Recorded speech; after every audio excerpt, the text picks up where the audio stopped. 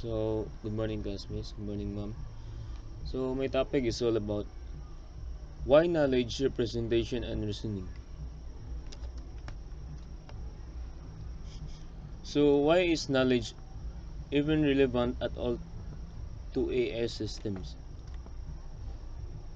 So, the first answer that comes to mind is that it is sometimes useful to describe the behavior of sufficiently complex systems for humans or otherwise, using a vocabulary involving terms like beliefs, desires, and goals, intentions, hopes, and so on.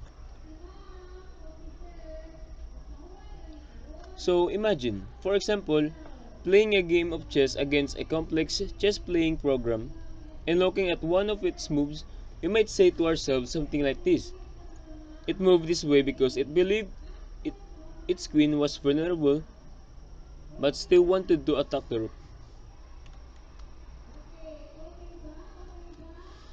So, in terms of how the chess playing program is actually constructed, the problem is that, while possibly accurate, it is the wrong level of detail and does not assist us in determining what chess move we should make in response. So, understanding the program's behavior in terms of immediate goals being pursued relative to its beliefs, long-term intentions, and so on is far more useful. So this is what the philosopher Daniel Dennett calls taking an intentional stance toward the chess playing system. So intentional stance, what does this mean? What does it mean? Rather. So the intentional stance is the strategy of interpreting the behavior of an entity, such as person, animal, artifact, or whatever, by treating it as if it were a rational agent who govern its choice of action by a consideration of its beliefs and desires. So this is not to say that intentional stance is always appropriate. Furthermore, describing a system in intentional terms can be quite misleading. So we may end up fooling ourselves into thinking we are dealing with something for more sophisticated than it actually is. So, but there's a more basic question. Is this what knowledge representation is all about? Is all the talk about knowledge just the talk, a stance one may or may not choose to take toward a complex system? So, to understand the answer, first notice that the intentional stance says nothing about what is or is not symbolically represented within a system. So the board position, for example, may be represented symbolically in a chess playing program, but the goal of getting a knight out of early, for example, may not be. So such a goal may only emerge as a result of the program's complex interplay of many different aspects, such as its evaluation functions, book move library, and so on. Yet we may still choose to describe the system as having this goal. This properly explains its behavior.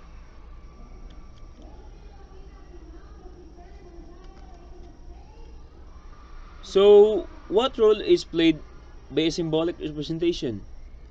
The hypothesis in underlying work in knowledge representation is that we will want to construct systems that contain symbolic representations with two important properties. So the first is that we, from the outside, we can understand them as standing for positions. So the second is that the system is designed to behave the way that it does because of these symbolic representations. So, and this is what the philosopher Brian Smith calls the knowledge representation hypothesis.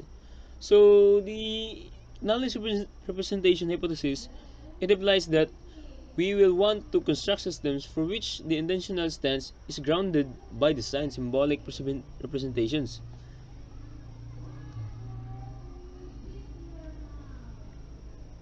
So let's proceed to knowledge-based systems. So to see what a knowledge-based system amounts to, it is helpful to look at two very simple prologue programs with identical behavior.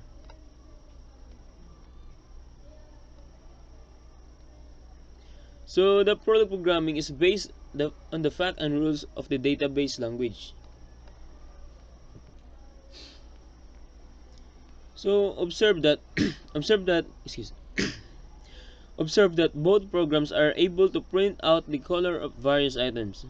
Taken an intentional stance, both might be said to know that the color of the snow is white, the grass is green, if the sky, if it was painted by sky, pasabot nga yellow. So the crucial point, as we will see, however, is that only the second program is designed to according to the knowledge representation hypothesis. So consider the close color snow white, for example. This is a symbolic structure that we can understand as representing the proposition that snow is white and moreover. So we know that the system prints out the appropriate color of snow precisely because it bumps into the clause at just the right time. Remove the clause and the system would no longer do so.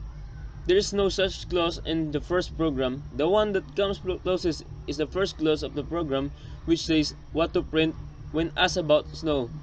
So, but we would be hard pressed to say that this clause literally represents a belief, except perhaps a belief about what ought to be printed.